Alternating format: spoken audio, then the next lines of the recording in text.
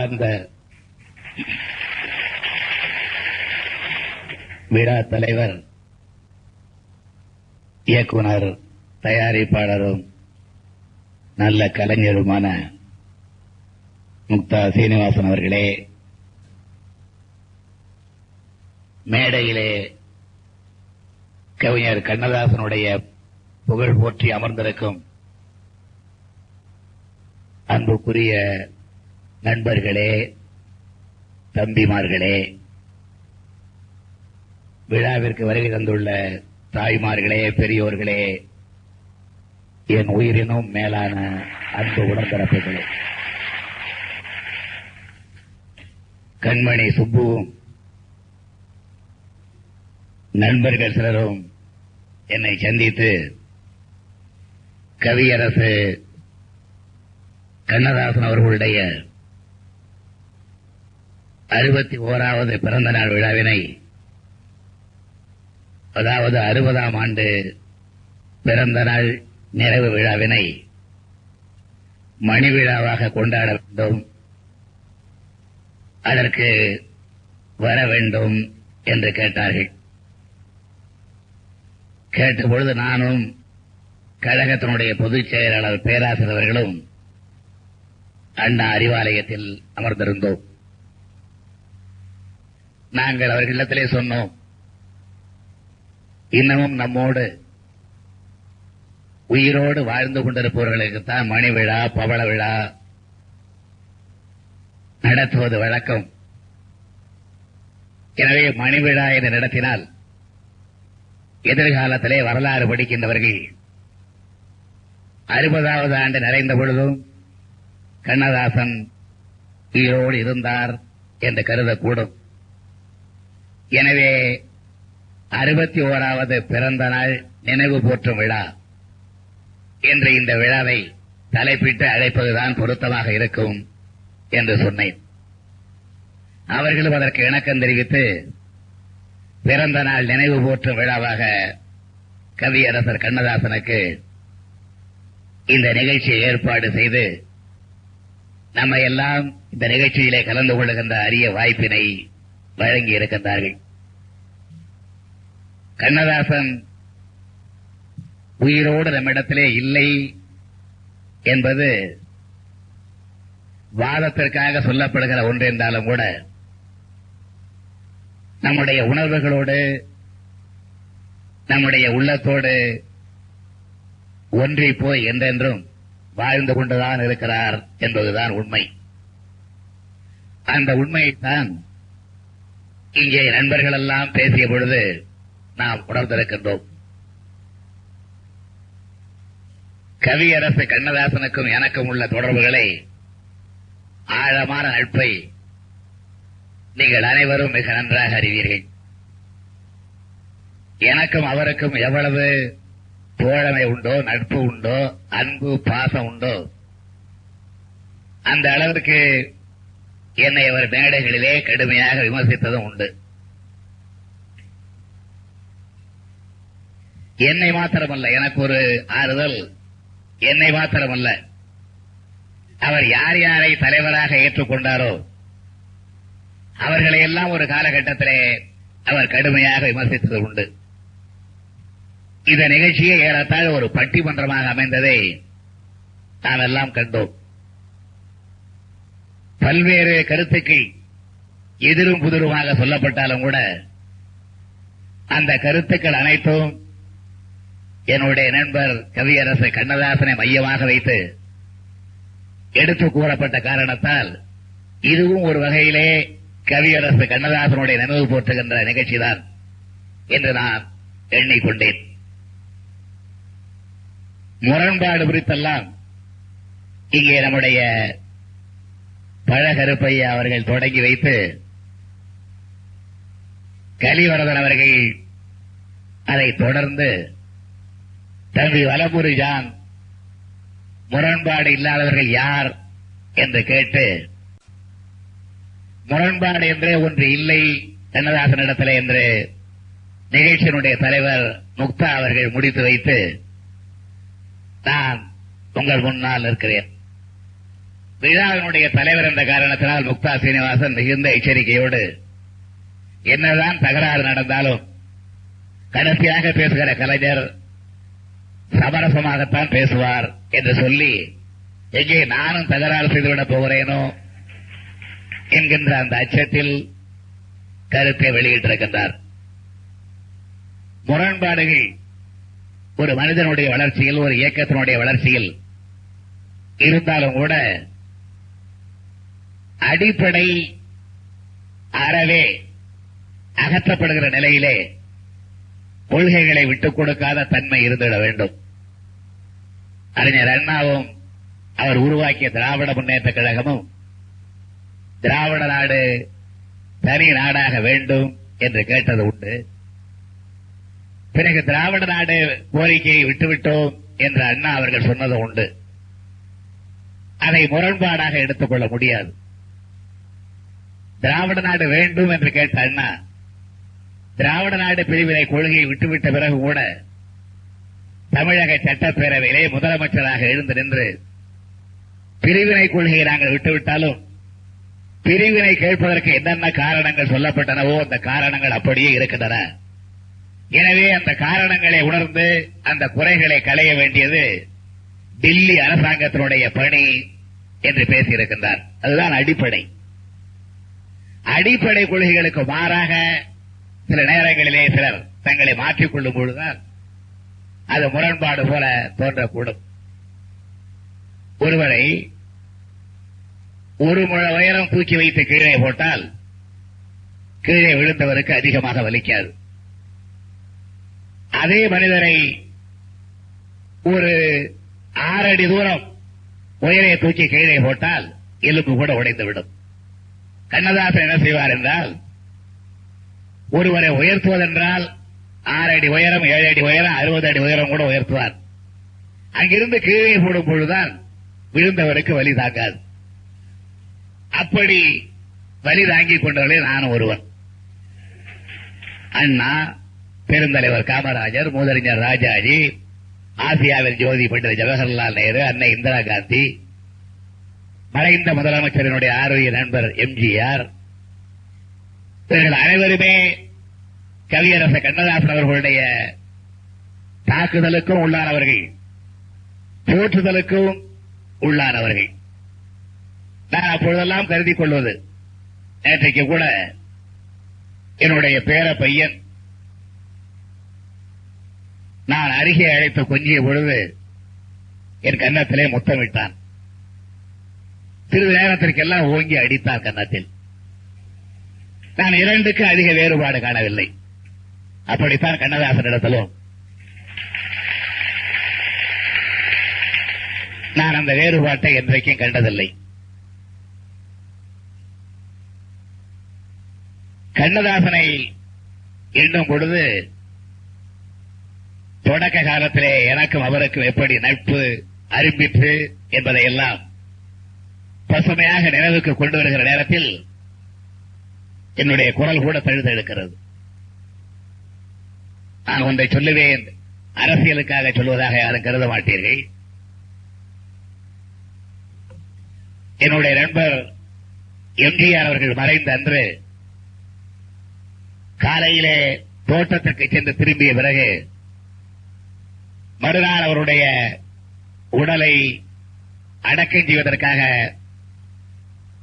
எடுத்துச் செல்ல ஆயத்தம் செய்து இறுதியாக அடக்கம் செய்கிற வரையிலே தொலைக்காட்சி முன்னால் அமர்ந்த நானும் நம்முடைய கழகத்தினுடைய முன்னோடிகள் பலரும் அதை பார்த்துக் கொண்டே இருந்தோம்.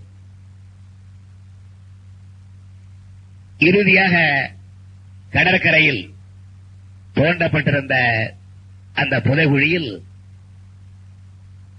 நண்பர் எம்ஜிஆர் அவர்களுடைய உடலை தூக்கி வைத்த பொழுது கோவென கதறி அழுது அந்த இடத்திலே உட்கார முடியாமல் மாடிக்கு போய் படுத்து விட்டேன். 40 ஆண்டு கால நட்பு, இடையிலே ஒரு 10-15 ஆண்டு காலம் பகை. அந்த பகை நிற்கவில்லை, 40 ஆண்டு கால நட்புத்தான் நின்றது.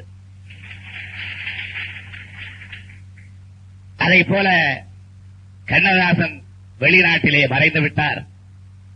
என்ற செய்தி கேள்விப்பட்டதனுடைய நிகழ்ச்சிகளை எல்லாம் ரத்து செய்துவிட்டு அவருடைய உடல் வருவதை காண்பதற்காக சென்னையிலேயே தங்கியிருந்தேன். உடல் வந்தவுடனே சென்று பார்த்து என்னுடைய நண்பருக்கு நான் செலுத்த வேண்டிய கண்ணீர் காணிக்கையை செலுத்தினேன். படமாக இருக்கின்ற அந்த நண்பனுடைய முகத்தை பார்க்கிறேன். கலைவாணர் NSK மறைந்த பொழுது அவருக்கு வயது 49. கலைவாணருக்கு அவர் அடக்கம் செய்யப்பட்ட பொழுது பேசிய அறிஞர் அண்ணா சொன்னார், கலைவாணரே, உம்முடைய வயதிலே பல பேருக்கு பிள்ளைகள் இருக்கும் பொழுது அந்த பிள்ளைகளை உடையவர்கள் எல்லாம் முதியவர்கள் எல்லாம் உயிரோடு வாழும் பொழுது நீங்கள் மறைந்து விட்டீர்களே என்று அண்ணா அவர்கள் இடுகாட்டிலே இரங்கல் உரையாற்றினார். கலைவாணரை பற்றி எழுதிய கண்ணதாசன் ஒன்றை சொன்னார், யாரும் சொல்லாத ஒன்றை சொன்னார்.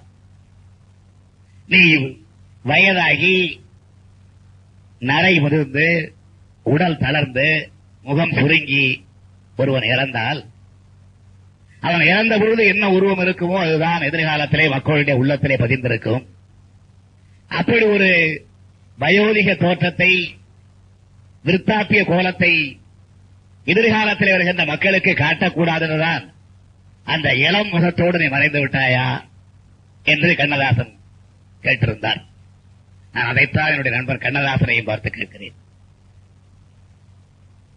நரை விழுந்து முகம் சுருங்கி தள்ளாடி தண்டூனி நடக்கின்ற அந்த உருவம்தான் கண்ணதாசனுடைய உருவம் என்று எதிர்காலத்திலே உள்ளவர்கள் கருதாத அளவிற்கு இளமை கொழிக்கின்ற நேரத்திலேயே என்னை விட இன்றைக்கு கணக்கிட்டாலும் 5 ஆண்டு காலம் 5 வயது குறைவான கண்ணதாசனை சில ஆண்டுகளுக்கு முன்பு நான் இழந்த போது சாகிற வயதல்ல, மறைகிற வயதல்ல, இருந்தாலும் மறைந்து விட்டார். முக்தா சொன்னதைப் போல எண்ணி பார்க்கிறேன். மருத நாட்டு இளவரசை படத்தை எழுதி முடித்துவிட்டு அன்றைக்கு எனக்கும் மறைந்துவிட்ட பெரியவர் MG சக்கரவாணிக்கு முகிழ்த்த நட்பின் காரணமாக கவிஞர் காமு ஷெரீப் அவர்கள் சேலம் நாடன் தேட்டர் TR சுந்தரம் அவர்களிடத்திலே என்னை பற்றி கூறியதற்கு இணங்க மந்திரகுமாரியை படமாக எடுக்க வேண்டும் என்று விடுத்த அழைப்பினை ஏற்று சேலம் நாடன் தேட்டர்ஸுக்கு சென்ற பொழுது முக்தா சீனிவாசன் குறிப்பிட்ட அந்த ஒத்திகை கூடத்தில் தான் முதலாக கண்ணதாசனை சந்தித்தேன். அந்த சந்திப்பு வெறும் சந்திப்பாக இல்லாமல் ஒரு நட்பின் தொடக்கமாக அமைந்தது. அதற்கு பிறகு சில மாதங்களுக்கெல்லாம் காரைக்குடியிலே அவருக்கு திருமண விழா. என் நட்பின் மூலமாக சகோதரர் அரங்கனருடைய நட்பும் அவருக்கு கிடைத்தது. எங்கள் இருவரையும் திருமண விழாவிற்கு வர வேண்டும், மணவிழாவிலே உரையாற்ற வேண்டும் என்று வலியுறுத்தினார் கண்ணதாசன். நானும் அரங்கனலும் காரைக்குடி சென்று கழகத்தினுடைய இயக்கத்தினுடைய பழம்பெரும் பெரியவர் நம்முடைய இயக்குனர் முத்துராமன் அவர்களுடைய தந்தையார் ராமசுப்பையா அவர்களுடைய இல்லத்திலே தங்கி கண்ணதாசனுடைய திருமணத்தை காண அவர் இல்லம் நோக்கி நடந்து செல்லுகிறோம். இதிலே ஒரு 50 பேர் புடைசூழ ஒரு குதிரை, இப்படி பெயர் அதற்கு. அதிலே கண்ணதாசனை மணமகனாக உட்கார வைத்து கிரீடமெல்லாம் சூட்டி பொன்னாடைகளை எல்லாம் போர்த்தி அழைத்து வருகிறார்கள். எவ்வளவு உயரமான குதிரை தெரியுமா? கண்ணதாசனுடைய கால்கள் இரண்டும் தரையிலே படுகின்ற அளவிற்கு அவ்வளவு கம்பீரமான குதிரையிலே மாப்பிள்ளை அழைத்து வந்தார்கள். பிறகு மணவிழா நடைபெற்றது. அந்த மணவிழாவிற்கு சென்ற எங்களை பார்த்த கண்ணதாசனுடைய சகோதரர்கள் AL சீனிவாசனும் மற்ற சகோதரர்களும் வீதிகளை அகலமாக்கிக் கொண்டு சற்று வேகமாகவே பார்த்தார்கள். இவனுங்க எங்க இங்கே வந்தானுங்க என்பது அந்த பார்வையிலேயே தெளிவாக எங்களுக்கு புரிந்தது. கண்ணதாசன் திருமணம் முடிகிற வரையிலே அமைதியாக இருந்தார். திருமணம் முடிந்தவுடன் அவர் கை ஓங்கிவிட்டது. எனவே இப்பொழுது என்னுடைய நண்பர்கள் கருணாநிதியின் அரங்கண்ணலும் மனவாழ்த்து கூறுவார்கள் என்று சொன்னார். நாங்கள் மனவாழ்த்து கூறினோம். அந்த மணவிழாவிற்கு பிறகு முக்தா இங்கு எடுத்துக் காட்டியதைப் போல் பொள்ளாச்சியில் நடைபெற்ற திராவிடர் இயக்க கூட்டத்தில் முதலாக கண்ணதாசனை நான் மேடையிலே அறிமுகப்படுத்தினேன். அவர் அடிக்கடி மனமாறுதல் கொண்டார். அவர் ஏற்றுக்கொண்ட கொள்கையிலே ஆழமாக இல்லை என்பதற்கு என்ன காரணம் என்றால், நான் சொல்லப் போகிறேன், இதுதான் காரணம். சேலத்தில் இருந்து நான் பேருந்து மூலம் கோவைக்கு சென்று கோவையில் இருந்து இன்னொரு பேருந்தை பிடித்து பொள்ளாச்சி கூட்டத்திற்கு செல்ல வேண்டும். பழைய நாள் கதை சொல்லுகிறேன், புதியவர்கள் பல பேருக்கு தெரியாது. நான் கோவையிலே பேருந்திலே சென்று இறங்கி கடத்தெருவிலே சென்று கொண்டிருக்கும் பொழுது ஒரு வீட்டுக்குள்ளே இருந்து கருணாநிதி கருணாநிதி என்று குரல் கேட்டது. யார் இந்த தெருவை பார்த்தால் கண்ணதாசன்.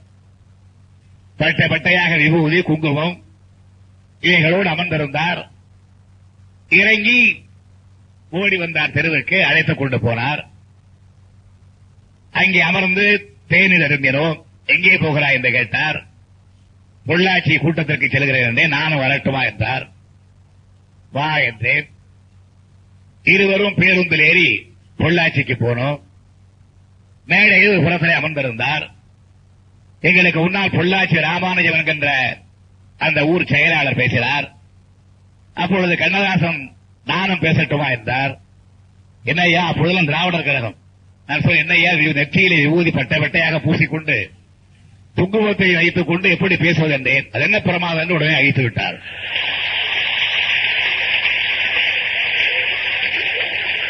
அதிலே வந்த வினைதான் இதெல்லாம். தேர்ந்து தெளிந்து ஒரு முடிவுக்கு வராமல் பேச வேண்டும் என்பதற்காக விபூதியும் குங்குமத்தை அழித்துவிட்டு என்ன பேசினார் தெரியுமா? அப்படியே ஞாபகம் இருக்கிறது எனக்கு. நான் கண்டித்தேன். பிறகு என்ன பேசினார் தெரியுமா? வட்டிக்கு வட்டி வாங்கும் மட்டிகள் நிறைந்த செட்டிமார் நாட்டில் பிறந்தவன் நான். செட்டியார்கள் கோவித்துக் கொள்ளக்கூடாது, மன்னிக்க வேண்டும். கண்ணதாசன் பாஷையை சொல்கிறேன். வட்டிக்கு வட்டி வாங்கும் மட்டிகள் நிறைந்த செட்டிமார் நாட்டில் பிறந்தவன் நான் என்று தொடங்கி முழு சுயமரியாதை நாத்திக பிரச்சாரத்தை செய்து முடித்தார். பேசி முடித்தவுடன் அவரை கடிந்து கொண்டேன். ஐயா, உன்னுடைய ஊரை பத்தி இப்படியா பெருமையா சொல்றது? இவ்வளவு பெருமையாக சொல்றது என்று சொன்னேன். இப்படி பேசக்கூடாது என்று சொன்னேன். தவறுதான் செய்துவிட்டேன் என்று சொன்னால், பிறகு பத்திரிகையிலே கூட இந்த வாசகங்கள் இடம்பெறக்கூடாது என்று சொல்லி அப்போது நடைபெற்ற வார பத்திரிகைகளில் கழக ஏடுகளில் அந்த வாசகம் வெளிவராமல் மிக எச்சரிக்கையாக பார்த்துக் கொண்டு அந்த பேச்சு வெளியிடப்பட்டது. கண்ணதாசன் இயக்கத்திலே சேர்ந்தார் என்பது. அன்றைக்குத்தான் அவரை அறிமுகப்படுத்திய பொழுது கவிஞர் கண்ணதாசன் என்று சொன்னேன். 1000 மன வேறுபாடுகள் அவருக்கு எனக்கு வந்த பிறகு கூட, 1000 கருத்து வேறுபாடுகள் எனக்கு அவருக்கு வந்த பிறகு கூட, எந்த ஒரு இடத்திலும் அவரை நான் முதலாக நான் தான் கவிஞன் என்று அழைத்தேன் என்பதை அவர் என்றைக்கும் சொல்ல மறந்ததில்லை. எனவே அந்த நன்றி உள்ள கண்ணதாசனுக்காகத்தான் நான் இன்றைக்கு இந்த போற்றுதல் விழாவிலே கலந்து கொள்ள வந்திருக்கின்றேன். பல பேர் நன்றியை மறந்து விடுவார்கள். அதுவும் என்னுடைய வாழ்க்கையில் மறந்தவர்கள் ஏராளமான பேர். அரசியலில் கருத்துக்களில் பகையாக இருந்தும் கூட, தனிப்பட்ட முறையிலே சில நேரங்களில் எனக்கு பகையாக ஒரு மாறியும் கூட, அந்த நன்றியை மறக்காமல் என்னை முதலாக கவிஞன் என்று அழைத்தவர் கருணாநிதிதான். இன்று அவர் என்னை திட்டி எழுதிய புத்தகங்களில் கூட குறிப்பிட்டிருக்கிறார். என்னிடத்திலே கண்மணி சுப்பு ஒரு 20 புத்தகங்களை கொண்டு வந்து கொடுத்தார். அத்தனையும் படித்தேன். ஒரு 10 நாளைக்கு முன்பே கொடுத்தார். 10 நாளில் எல்லா புத்தகங்களையும் ஏற்கனவே படித்திருக்கிறேன். இருந்தாலும் அவைகளை எல்லாம் படித்தேன். 1957ஆம் ஆண்டு தேர்தல். அதற்கு முன்பு 49ஆம் ஆண்டில் திராவிட முன்னேற்ற கழகம் பிறந்தது உங்களுக்கு தெரியும். அந்த வரலாற்று சுருக்கங்களை சொல்வதால் அதோடு நீங்கள் இணைவீர்கள் என்பதற்காக சொல்லுகிறேன். 49ஆம் ஆண்டில் தந்தை பெரியாரிடமிருந்து திராவிட முன்னேற்ற கழகம் உருவாகிற நிலை செப்டம்பர் திங்கள் 17ஆம் நாள். அந்த நாளில் நானும் கலந்து கொள்ள வேண்டும் என்று அழைப்பு விடுக்கப்பட்டு நானும் சேலத்திலிருந்து சென்னைக்கு வந்திருக்கிறேன். என்னோடு கண்ணதாசன் வந்திருக்கிறார். ராபின்சன் பூங்காவில் பேரறிஞர் அண்ணா அவர்கள் கொட்டு மழைக்கிடையே திராவிட முன்னேற்ற கழகத்தை தொடங்கி வைக்கிறார். விழா முடிந்த பிறகு இரவு 2 மணி வரையிலே மீரான் சாஹிப் தெருவல்ல, அதற்கு பக்கத்தில் உள்ள மற்றொரு தெருவில் ரகசிய கூட்டம் எப்படி இயக்கத்தை தொடர்ந்து நடத்துவது என்பதை பற்றி. அந்த கூட்டத்தில் நாவலர், நான், பேராசிரியர் மதியழகர்,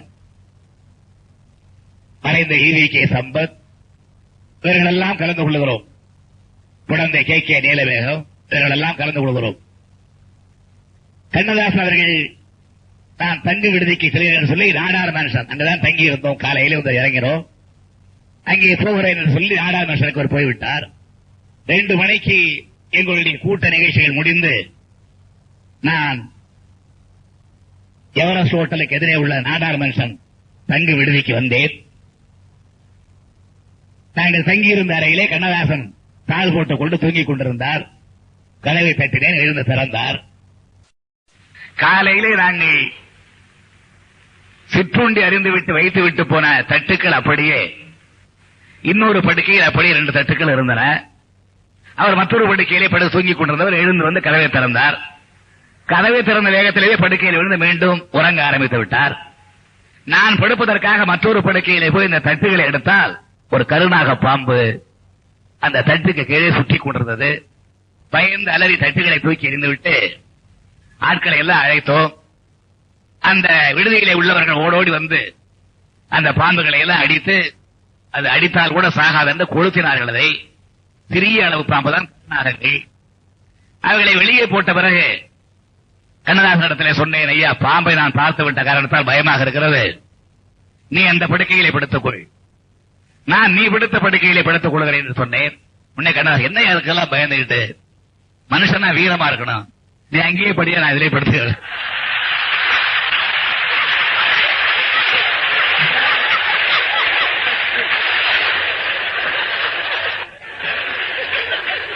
பிறகு 2 பேரும் ஒரு ஒப்பந்தத்துக்கு வந்தோம். இனிமேல் இரவு தூங்குவதில்லை என்ற ஒப்பந்தத்துக்கு வந்து காலையிலே 5:30 மணி வரையிலே வீட்டிலிருந்து பிறகு ரயிலுக்கு புறப்பட்டோம். அதுதான் சேலத்திற்கு என்னுடைய குடும்பத்தினர் குடி வருகிறார்கள். என்னுடைய தாயார், என்னுடைய மனைவி மக்கள் எல்லாம் சேலத்திற்கு குடி வருகிறார்கள். நான் கண்ணதாசன் இடத்தில் இந்த பணத்தை கொடுத்து 2 டிக்கெட் சேலத்திற்கு வாங்கி வா என்று சொன்னேன். எனக்கு எப்பொழுதுமே ரயில் அடியிலே சென்று டிக்கெட் எடுக்க தெரியாது. நான் நண்பர்களிடத்திலே அதிகமாக பழகிய காரணத்தினால் அந்த பணி அவர்கள் ஏற்றுக்கொள்வார்கள். அந்த கண்ணதாசன் அருகே இருந்த காரணத்தால் அவரிடத்திலே கொடுத்தேன். அவர் என்னுடைய பொருளாதார நிலையை புரிந்து கொள்ளாமல், அவரிடத்திலும் பணம் இல்லை என்பதை உணர்ந்து கொள்ளாமல் 2 பேருக்கும் ஃபர்ஸ்ட் கிளாஸ் டிக்கெட் ஆயிட்டது. மிச்சம் 1.5 இருக்கு.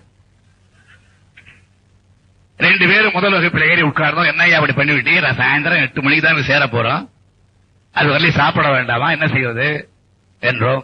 பரவாயில்லை, பார்த்துக் கொள்ளலாம் ஐயா என்றார். அவருடைய புத்தகத்தில் இதெல்லாம் கூட எழுதியிருக்கிறார், நானும் நெஞ்சுக்கு எழுதியிருக்கிறேன். ரயில் புறப்பட்டது. 12 மணி ஆயிற்று. பசி தாங்கவில்லை அவருக்கு. நான் பொறுத்துக் கொண்டேன். அதை கூட குறிப்பிடுகிறார், என்னால் பசியை அடக்கக் கொள்ள முடியவில்லை, கருணாநிதி சிரித்துக் கொண்டே இருந்தார் என்று எழுதியிருக்கிறார். ஒரு 2 மணி 3 மணி அளவில் ஜோலார்பேட்டைக்கு முன்னால் ஒரு ஜமீன்தார் வந்து எங்களுடைய வண்டியில் ஏறினார். முதல் வகுப்பில் நிறைய ஒரு கூட நிறைய ஆப்பிள் பழம். கண்ணதாசனுக்கு அப்படி வாயெல்லாம் எச்சில் ஊறுகிறது. ஜோலார்பேட்டை வந்தவுடன் அவர் கீழே இறங்கி சென்றார். அந்த பெரிய மனிதர் கண்ணதாசன் சொன்னார், ஏய்யா, அவர்கிட்ட 2 ஆப்பிள் கேட்கலாமா அப்படின்னாரு. நான் என்ன வேணும்னா திருடிக்கோ, யாசகம் வேண்டாம் அப்படி. வேணா திருடுவோயா, யாசகம் கேட்க வேண்டாம். அது ஜமீன்தாராவன், அவன் நின்று போய் நம்ம ரொம்ப பெரிய மனுஷன் நினைச்சு பேசிட்டு வர்றான். ஒரு கூட பழத்தில் 2 எடுத்தா தெரியாது உனக்கு அப்படின்னு. ஆனா அவர் அந்த முடிவை நாங்கள் நிறைவேற்றல.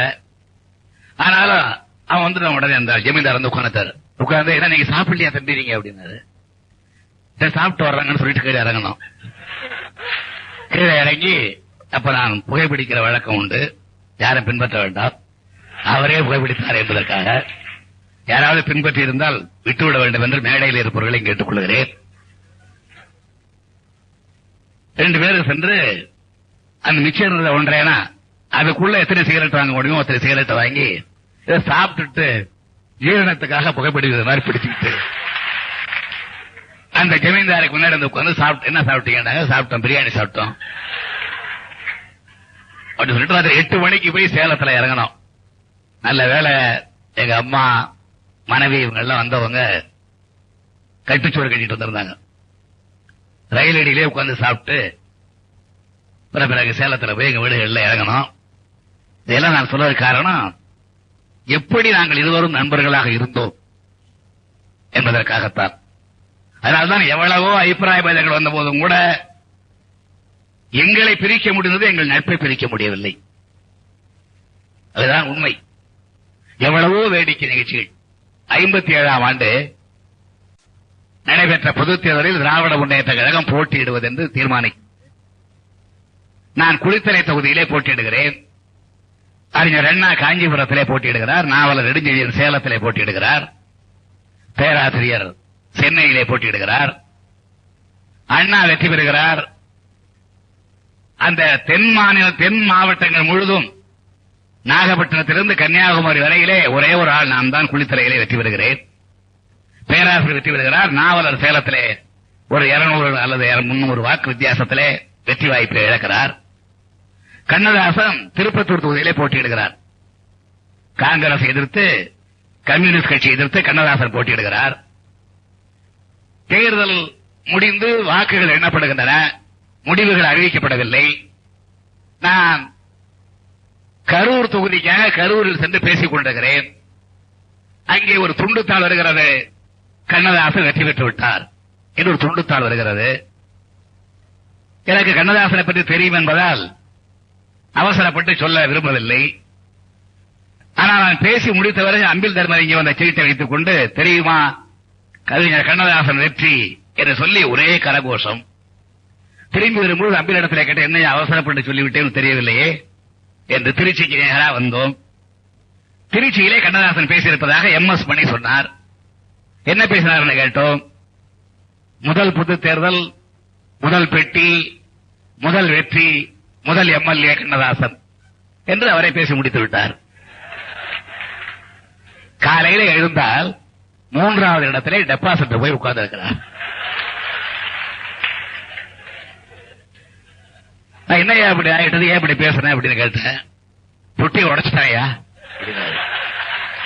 பெட்டி உடைச்சுதாயா ஓட்டு எண்ணணும், உடைக்காம ஓட்டு எண்ண முடியாது.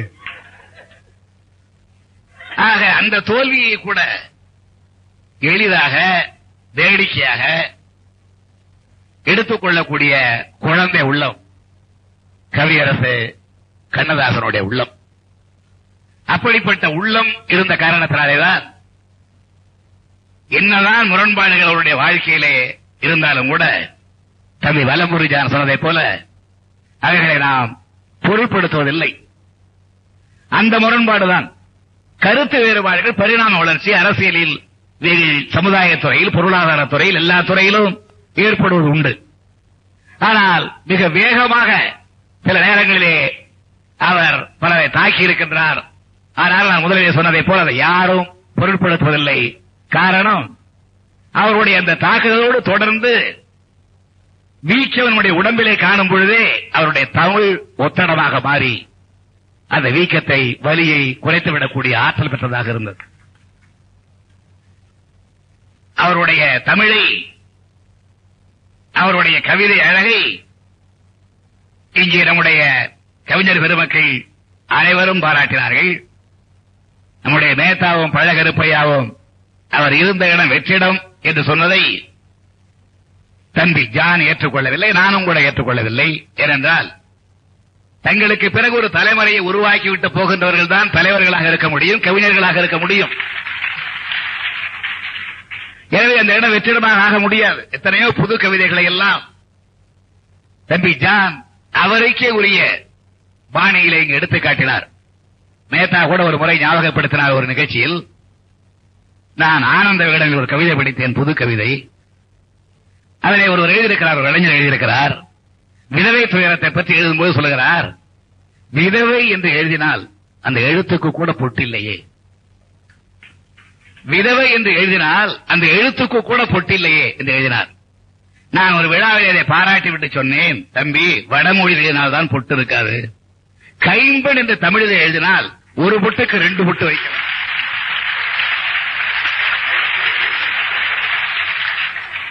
தமிழில் எழுதினால் ஒரு பொட்டுக்கு 2 பொட்டு வைக்கலாம் என்று சொன்னேன்.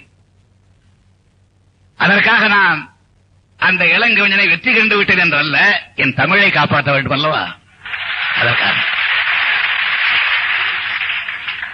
ஆனால் அந்த இளைஞர் கவிஞனுடைய ஆற்றலை இன்னமும் எண்ணி எண்ணி நான் பெருமை அடைகிறேன், மகிழ்ச்சி அடைகிறேன், பூரிப்படைகிறேன், புலகாக்கிதப்படுகிறேன்.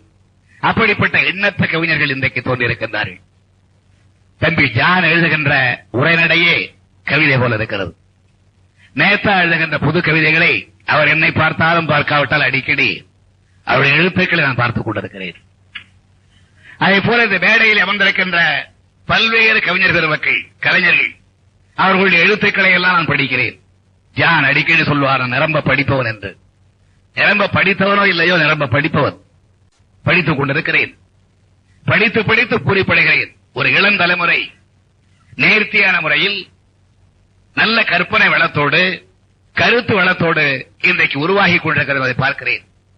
இதற்கெல்லாம் ராமலிங்க அடிகளோ அல்லது பாரதியாரோ அல்லது புரட்சி கவிஞர் பாரதிதாசனோ அல்லது கவிஞர் கண்ணதாசனோ அல்லது சுரதாவோ இப்படிப்பட்டவர்கள் எல்லாம் காரணமாக இருந்தாலும் கூட இன்றைக்கு தமிழர்களுக்கு கிடைக்கின்ற இந்த கருவூலங்கள் காலத்தால் அழியாதவைகளாக இருக்கின்றன.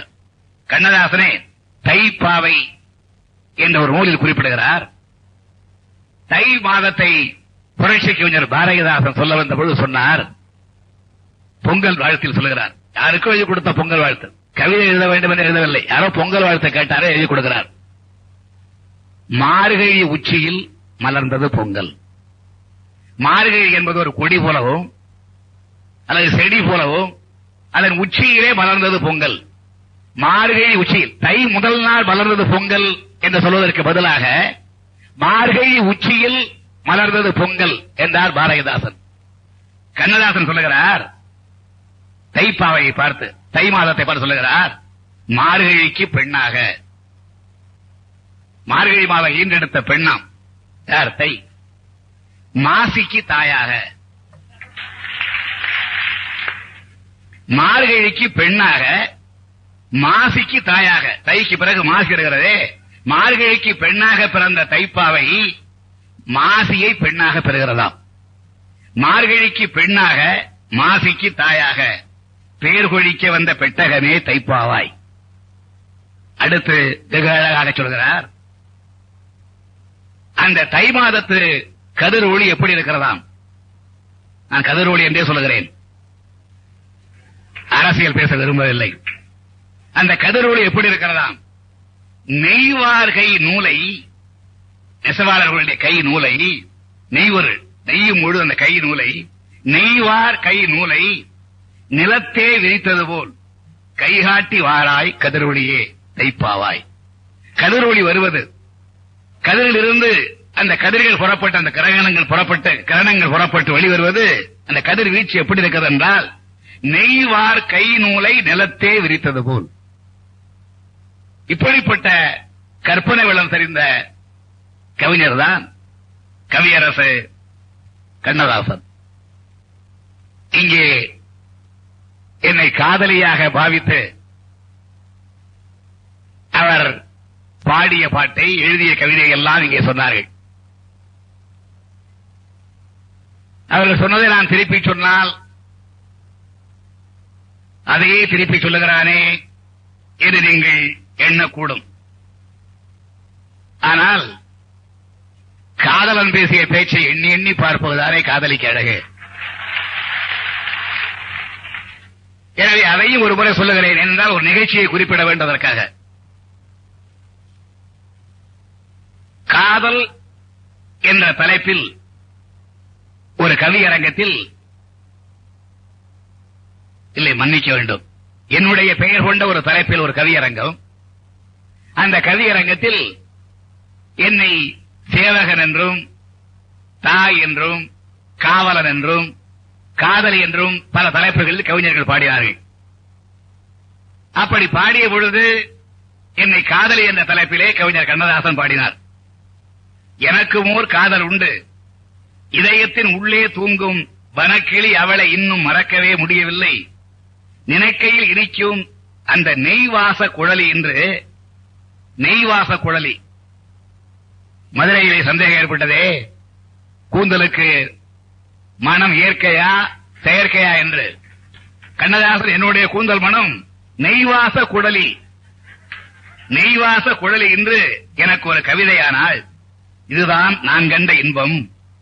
கன்னியின் பெயரை கேட்டீர் கருணயம் நிதியம் என்றாள், மன்னிய உறவை கேட்டேன் மந்திரி குமாரி என்றாள், பன்னி நான் கேட்டபோது பராசக்தி வடிவம் என்றாள், சென்னைதான் ஊரா என்றே திருவாரூர் நகரம் என்றாள், தந்திரம் அறிவாள் மெல்ல சாகசம் புரிவாள், மின்னும் அந்திவான் மின்னல் போல அடிக்கடி சிரிப்பாள், நானும் பந்தயம் போட்டு பார்த்து பலமுறை தோற்றேன், என்ன மந்திரம் போட்டாலோ என் மனதையே சிறையாய் கொண்டாள். இது வெறும் காதல் உணர்வல்ல, நட்பின் ஆழமான உணர்வு. அந்த உணர்வைத்தான் இந்த கவிதையின் மூலமாக அவர் வெளிப்படுத்தினார். ஒரு 10 ஆண்டு காலம் பிரிந்திருந்த கவியரசர் என் நண்பர் சேலத்திலே ஒரு கவியரங்கத்தில், நான் தலைமையேற்ற கவியரங்கத்தில், மறைந்துவிட்ட நண்பர் கணபதி அவர்கள் தமிழ்ச்சங்கத்தின் சார்பாக ஏற்பாடு செய்த கவியரங்கத்தில் கலந்து கொண்டார்.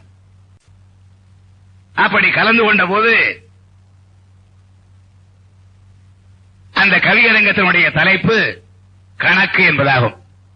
கூட்டல் என்ற தலைப்பில் ஒருவர், கழித்தல் என்ற தலைப்பில் ஒருவர், வகுத்தல் என்ற தலைப்பில் ஒருவர், பெருக்கல் என்ற தலைப்பில் ஒருவர், இப்படி 4 தலைப்புகளிலே பாடினார்கள். நான் தலைவர் அந்த நிகழ்ச்சிக்கு.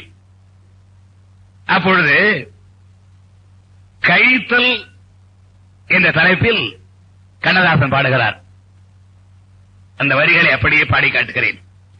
கூட்டி கழித்து குறையா பொருள் வளர்க்கும் நாட்டுக்கோட்டை மரபில் நானும் பிறந்தவன் தான், ஆனாலும் என் கணக்கோ அத்தனையும் தவறாகும். இதற்கு பிறகு வரை போய் முரண்பாட்டு கவிஞர் என்று சொல்லலாமா? நாட்டுக்கோட்டை மரபில் நானும் பிறந்தவன் தான், ஆனாலும் என் கணக்கோ அத்தனையும் தவறாகும். கூட்டுகின்ற நேரத்தில் கழிப்பேன், கூட்டுகின்ற நேரத்தில் கழிப்பேன், குறையின்று கழிக்கின்ற நண்பர்களை கூட்டுவேன், கற்பனையை பெருக்குவேன், அத்தனையும் பிழை என்று துடைப்பத்தால் பெருக்குவேன், ஏதேதோ பெரும்பெரிய திட்டங்கள் வகுப்பேன், வகுத்ததெல்லாம் வடிகட்டி பார்த்த பின்பு சிரிப்பேன், அடடா நான் தெய்வத்தின் கைப்பொம்மை. அந்த கவியரங்கத்தில் கண்ணதாசன் தன்னை இப்படி அறிமுகப்படுத்திக் கொண்டார்.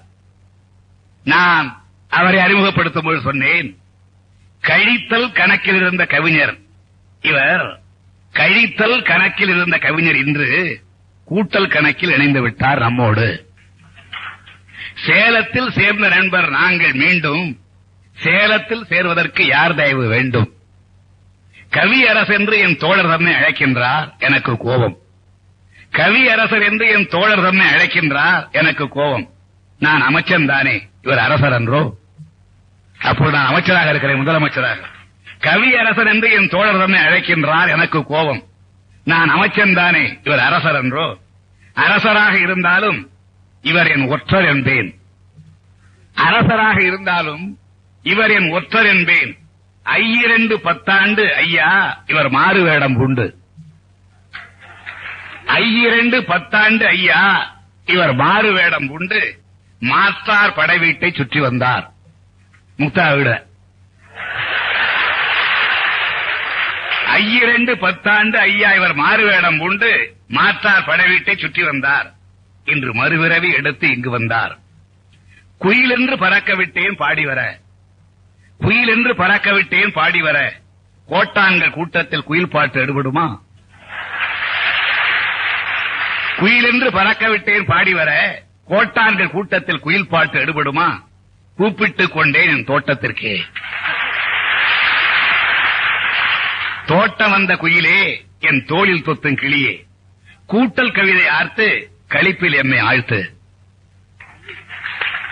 இது நான் அவர் அறிமுகப்படுத்தி கவியரங்கத்தில் அன்று பாடிய கவிதை. ஆக எங்கள் இருவரிடையே எந்த அளவிற்கு நட்பு ஆழமாக அழுத்தமாக வேறுவிட்டிருந்தது என்பதற்கு இவைகளெல்லாம் அடையாளங்கள். பேரறிஞர் அண்ணா அவர்களை அதற்கு பிறகு ஏற்பட்ட அரசியல் விபத்துக்களின் காரணமாக அவர் அண்ணாதுரை என்று அழைக்கக்கூடிய சூழ்நிலை வந்தாலும் அண்ணா அவர்களை பற்றி உள்ளத்திலே இருந்த எண்ணம் சித்திரச் சொல் முத்தாரம் கொட்டும் கேட்போர் சிலையாக வாய் பிறந்த ஆகா என்பார். பத்தியத்தோடு அச்சொல்லை உண்டு பார்த்தால் பலகால நோயும் பைத்தியமும் தீரும். அறிஞரல்ல என சொல்லு சும்மா, ஆனால் அவர் கொடுக்கும் மருந்தையும் நீ உண்டு பாரு. உறுதியுடன் சொல்கின்றேன் உனக்கு இருக்கும் 1 கோடி நோயும் உடன் உலகிப் போகும். பல நோய்க்கும் பகுத்தறிவு மருந்து தந்தார் பார் புகழ் அவர் அறிஞர் அண்ணாவானார் என்று அறிஞர் அண்ணா அவர்களை எந்த அளவிற்கு போற்றினார், புகழ்ந்தார், உளத்தில் வைத்து துதித்தார் என்பதற்கு இந்த பாடல் பொருத்தமான ஒன்று. பல வேறுபாடுகளுக்கு இடையே கூட அண்ணா மறைந்த போது அண்ணாவுக்காக அவர் எழுதிய கவிதைகள், அண்ணா உயிர் பிழைக்க வேண்டும் என்பதற்காக இறைவா அண்ணாவை காப்பாற்று என்று அவர் ஏடுகளிலே எழுதிய அந்த கட்டுரைகள், இவைகளெல்லாம் நம்முடைய முக்தா சீனிவாசன் சொன்னதை போல் எல்லாவற்றையும் மறந்த ஒரு மானிட உணர்வு, அந்த மனிதாபிமான உணர்வு கவியரச கண்ணதாசன் இடத்தில் இருந்தது என்பதற்கு அடையாளங்களாகும். அத்தகைய என்னுடைய இனிய நண்பருக்கு, அருமை நண்பருக்கு நினைவு சின்னம் ஒன்று எழுப்ப வேண்டும் என்று கேட்டார்கள். காலம் வரும், கவியரசுக்கு நினைவு சின்னம் எழும் என்று கூறி விடைபெறுகிறேன்.